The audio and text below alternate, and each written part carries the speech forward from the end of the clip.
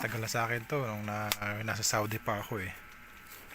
So wala na yung ibang mga parts niya. In-improvise ko na lang siya, nilagyan ko.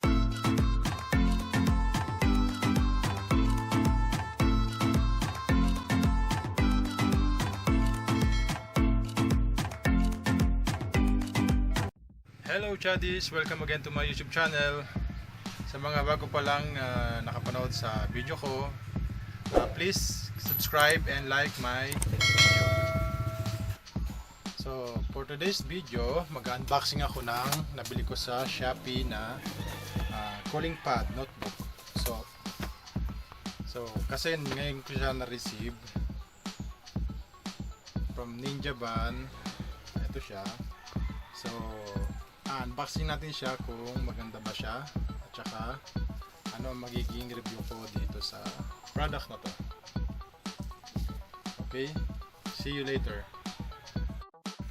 Ang reason nga pala kung bakit ako bumili nitong cooling pad, dahil itong ginagamit ko matagal na to eh, sira na siya. So yung fan niya inayos ko na lang. Tagal na sa akin to nung nasa Saudi pa ako eh. So wala na yung ibang mga parts niya.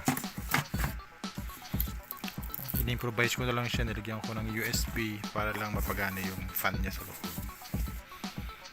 Yan siya. Kita mo. Tanggalin ko siya.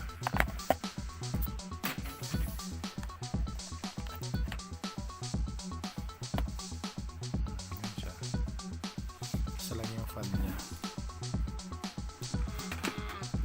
Yan. Ang dami na sira niya. Pinagtsatsagaan ko na lang. Kaya nag-order ako sa Shopee nito. Kaya ito yung i-unboxing natin ngayon.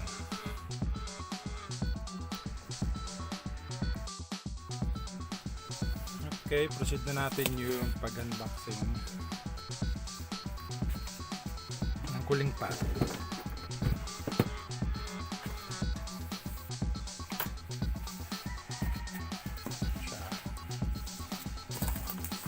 Box.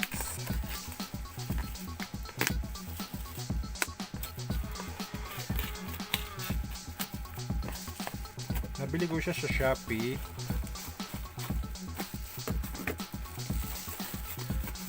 Worth 564 kasama na yung shipping.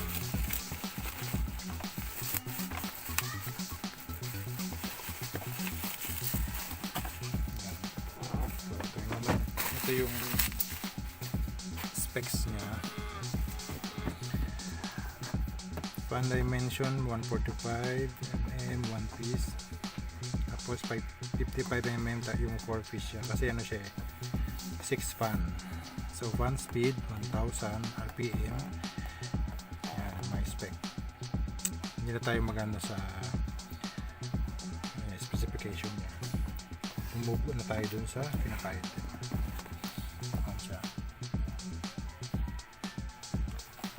Okay.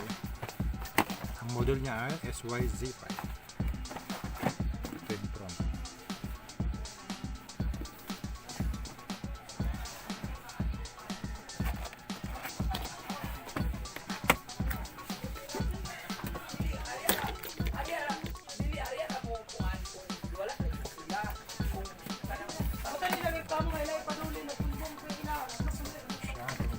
Meron siyang USB para dun sa attachment sa laptop.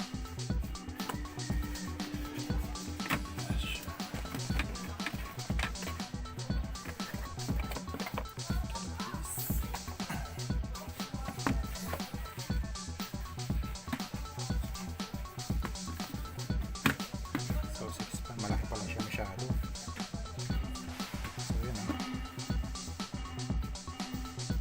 5 fan siya. Expect na ganito pala siya kalaki. So, ito pa rin. Yan, pwede mo siyang i-elevate.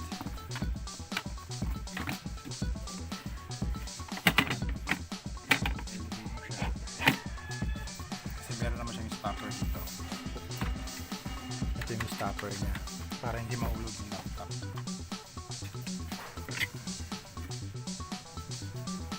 Meron siyang mga switches para i-on yung mga fan.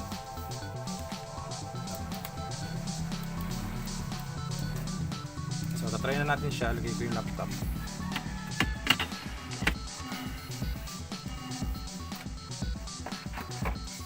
Ito yung aking laptop. So sakto lang pala siya.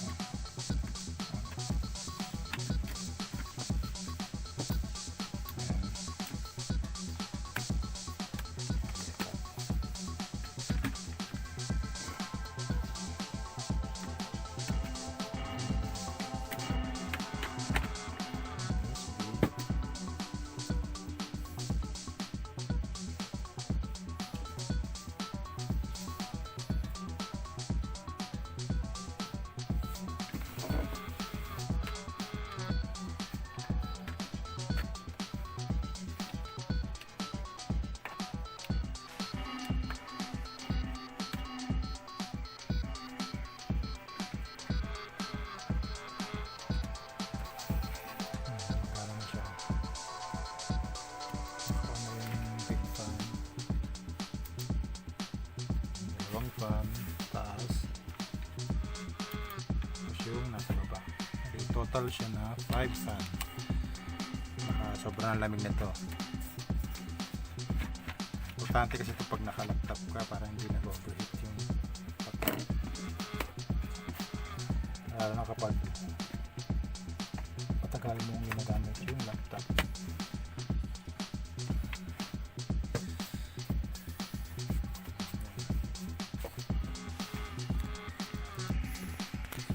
Ito na yung front view niya.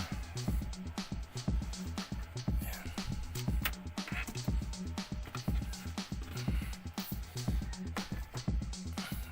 Saksak mo natin sa power bank para makita natin yung fan kung ikot.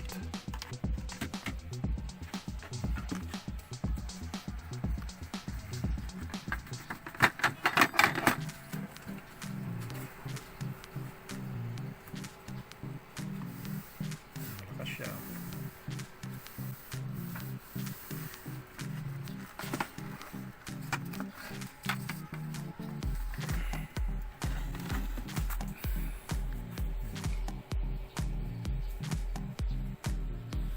Meron ko pa isang USB. Magamit ko siya.